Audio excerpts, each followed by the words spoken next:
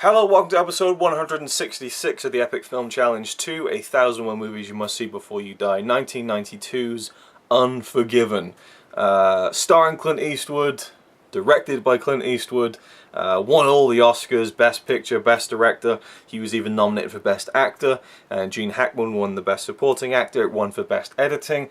This was the big film for 1992, and kind of Clint Eastwood's final Western. He'd obviously been a huge Western star in the 1960s, making the films he did with Sergio Leone and many other Westerns that he excelled at kind of being a star of. He was that kind of typical Western hero, the gunslinger. He was perfectly cast in those roles, and this was going to be his final hurrah. The last kind of riding off into the sunset moment as a Western star, I think. And he is the star of the film.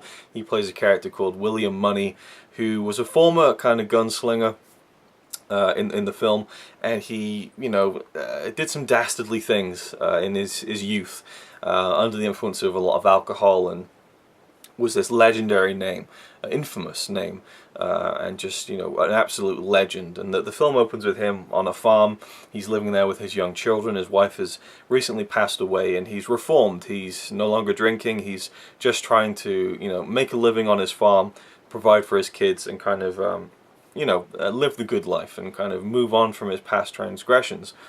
Now in a town, in another area, and this is set in, I believe, the 1880s. A town that's run by Bill Daggett, who is played by Gene Hackman, and brilliantly so, by the way. I think that he's probably the best performance in the film is by Gene Hackman. He just about beats Clint Eastwood, who has a lot of cool factor to him, but Gene Hackman is so menacing in this film, without really going over the top with it. Just he commands the screen with every scene that he's in, and the script very much lays out this character to be this imposing figure, but you need to fill those boots at the same time, and Gene Hackman does it with again just kind of a chilling kind of efficiency, I think. Like his character is one that you would be afraid of, I think, and not in the stereotypical way. There's quite a menace to Bill Daggett, and so he's running this town, and in this town one of the prostitutes gets disfigured by a cowboy. This group of cowboys come in and they cut her up, and the prostitutes kind of band together and they say, we want retribution for this, so we're going to pool all our money together and put $1,000 reward on those cowboys. So you have people trying to cash in on this reward, and William Money, Clint Eastwood's character, he gets a visit from a young gunslinger who wants to partner up with him, and he immediately kind of pushes this to one side. He's done with that life, but eventually he realizes that he needs the money. His farm's failing, business isn't good, he needs to provide for his kids, so he decides to do this one last job. So he goes to his old partner Ned Logan, played by Morgan Freeman. Again, the cast is just fantastic, and gets him to come along with him with the younger kid, and the three of them go off to try and find these cowboys, to bring them in and to claim the $1,000 reward. What I liked was that that William Money was kind of, he was brought in under the assumption that this prostitute had been like absolutely maimed. I mean, she got her face cut up, no doubt, but and the idea behind that is that no one would want to buy her, to sleep with her.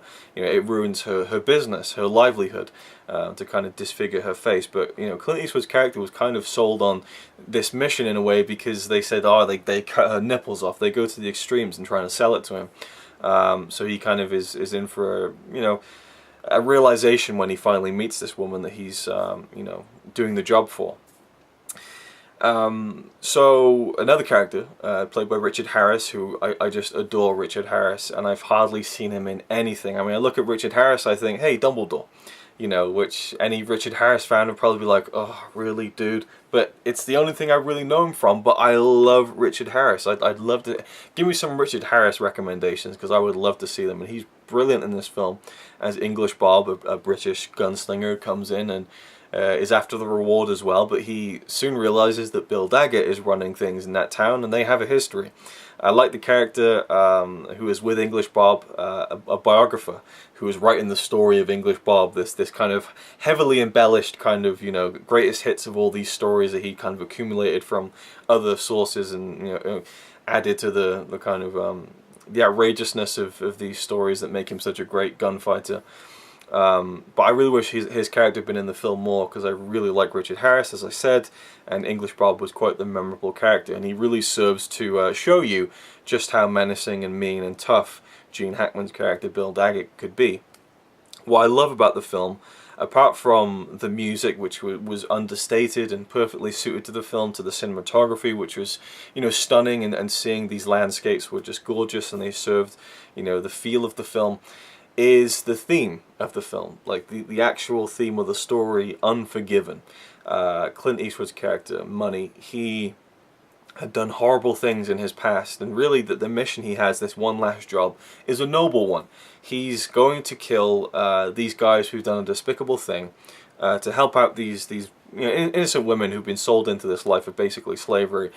He's doing a noble thing, but at the same time he's trying to deal with the fact that he did horrible things in his past. It's a history of violence that he can't get away from, and at this point in his life he's run down. You know, they make, you know, a great point to show you that he can't even get onto a horse properly anymore. He's like fumbling all over the place and falling off the horse, and when you're watching it as an audience member of the film and knowing who Clint Eastwood is, for me anyway, it was quite a surprise. Holy shit, he looks anything but capable. You know, you expect Clint Eastwood to be this smooth, slick, you know, badass, and he is anything but in this film.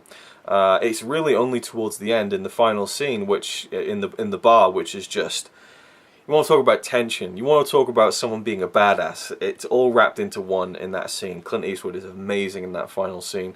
Love the ending of the film, and also love like the opening shot and kind of the ending shot that kind of mirror each other. There's a great kind of book ending of the film with that visual piece of iconography, I guess, that really, when I think of the film, I just think of that shot of the tree, you know, on the farm and stuff. Just very nice with the sunset or the sunrise, either way. Maybe it's both, I'm not sure. But I like that book ending of images for the film. But yeah, I just loved the moral grey area of this character, who, you know, just knew that all that stuff he'd done when he was, you know, drunk out of his mind was horrible, and really he's no you know, better than the bad guys. It's a character who isn't this, you know, just black and white good guy. He was very much the bad guy. And there's, yeah, it's just a brilliant film, really well done. There's some funny moments, there's some, you know, terrifying moments, I think, with just, you know, mortal peril laced all through it. And Morgan Freeman was great, Gene Hackman was great, Clint Eastwood was fantastic. I do think Gene Hackman steals the show a little bit as Daggett, but it's a film you really get into. You know, I'm so invested in those characters, but by the final scene, I'm, you know, literally on the edge of my seat, like, how is this going to wrap up? You know, so brilliantly put together, brilliantly directed. Is it a film you should see before you die? Absolutely. And I think it was Clint Eastwood's final Western. I don't think he did a Western after that. He definitely shouldn't be dipping his toes in it anymore, I don't think, at this point. So it's a great way to say goodbye to a part of your career, I think, in a lot of ways, that Hugh Jackman did with Logan. And, you know, when people saw Logan, they said it was pretty much Unforgiven, and I can see that the comparisons and the parallels, and I think it's nice for someone who, as an actor, played a certain type of character for so many years and is very much identified with that character. Not so much typecast, but there's a big part of who they were, you know, what their image was as a movie star. To say goodbye to that in fantastic fashion, with a great film, a great character that you know, has a lot of layers to it, and to say, okay, I'm going off on a high note, I think that's a really cool thing to do. So that's it, Unforgiven. Leave your thoughts down below if you have any. Definitely a film you should see before you die. One of the best westerns I've seen. Yeah, so because you know, a lot of the westerns of, you know, the classic westerns, they're really just, you know, gunslinging movies. You know, people are getting killed left, right, and center, and it doesn't really matter who the good guys are. But in this film, it really questions and challenges the idea of what is right, and how someone is trying to live with a history of violence. Yeah, so I love that concept, and I think it just makes the film so much more interesting than if it was just like a guy who used to save good people and was a good guy, and he comes back from one last job to do the good thing once again. I mean, it could still be cool, but, you know, this is the protagonist is someone who would have been an antagonist in a film that was set 20 years earlier, you know, so I love that idea. Anyway, I'm rambling enough. Thanks for watching. I'll see you in the next one.